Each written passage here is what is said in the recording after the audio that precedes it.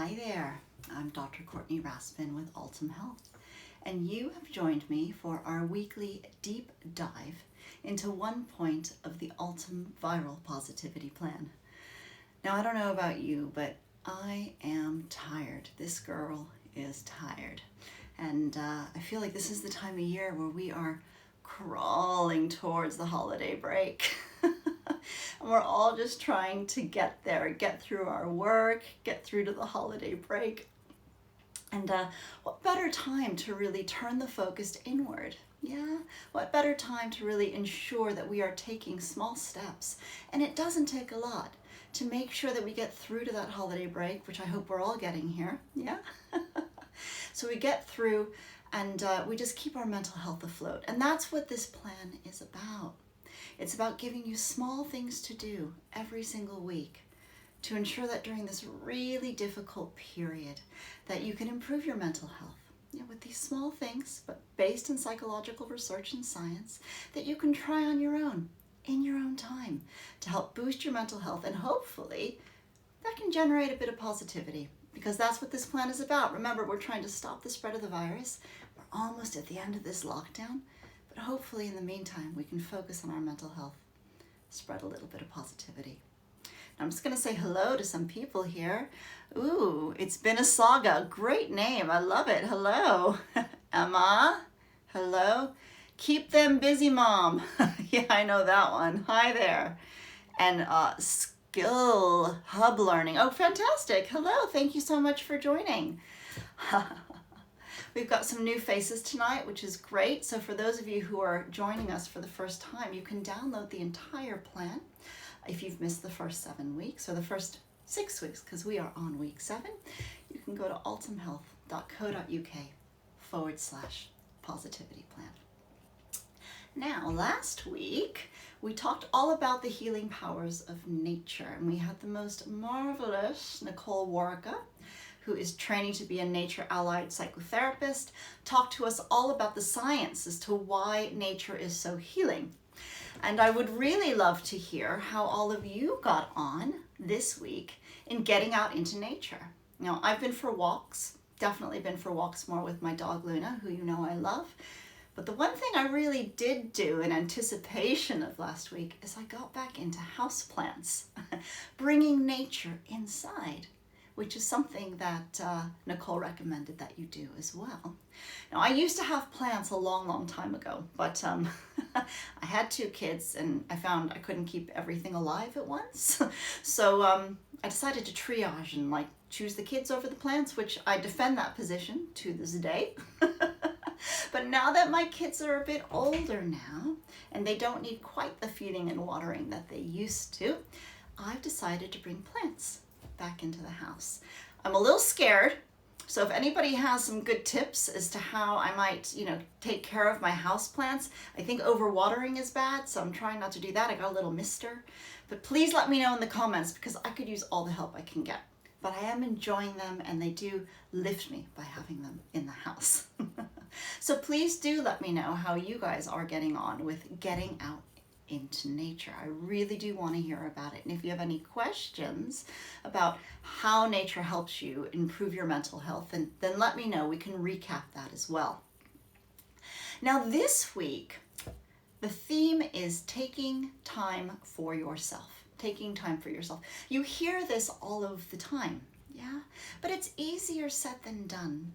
So I think in this modern world, and I'm sure Keep Them Busy Mom would agree with me here, that we're running around taking care of everybody else all of the time, trying to get things done, working towards the holiday season. And we find that we are just replete. We are empty. Yeah? And this is a surefire way to head down to burnout, and is very dangerous for our mental health. So it's really important that you do take a bit of extra time for yourself, so you have the resources to then connect with the people that you love and help them along. Now, what does this mean, to take time for yourself? Well, it means different things for different people. So for example, if you're feeling particularly anxious, it may help you to spend some time on your own and do things that settle and recalibrate your nervous system to kind of come out of that hyper-aroused state and into a place of safety and settledness where you can make better decisions. Because when you're in that hyper-aroused place, and even when you're shut down, because sometimes we go too high and sometimes we just shut down, our frontal lobe turns off. Yeah, that's the decision-making lobe. So we say things we don't mean and we make bad decisions. And so when you feel that in your body, it's really important to press the pause button, one of my favorite expressions, yeah? And just take some time for yourself. So if you've been working with a therapist or you've been kind of involved in kind of self-improvement over time, you will have tried a number of things. But if you haven't tried these things, I would recommend doing some journaling, some breathing exercises, some guided meditations maybe a warm bath or a walk. Try different things and see what works for you. Now tonight, I wanted to point out two things you might try that maybe you haven't heard so much about. Things that I try with my clients and they find really, really useful. And the first thing is to create what I call a calm box. And in a way, this is a bit like an emotional emergency toolkit. Yeah, like one of those first aid kits that you can break open in case of emergency. And you can make this box, it can be a literal box at home, and in it you might put things that calm you down. Things like stress balls, a cooling eye mask, an oil-filled spiral perhaps. It could be just some pieces of paper folded up with things, lovely things people have said to you. It could be a favorite song that always makes you feel good. It doesn't really matter what's in there. The important thing, it could be photographs of people that you love. Things that will help bring your nervous system back into balance. So this calm box, have it ready and there for when you feel overwhelmed and dysregulated. The other thing that you might try is to do something with food and eating. People always talk about how you shouldn't comfort eat, but I say that's not right at all. Food is extremely comforting.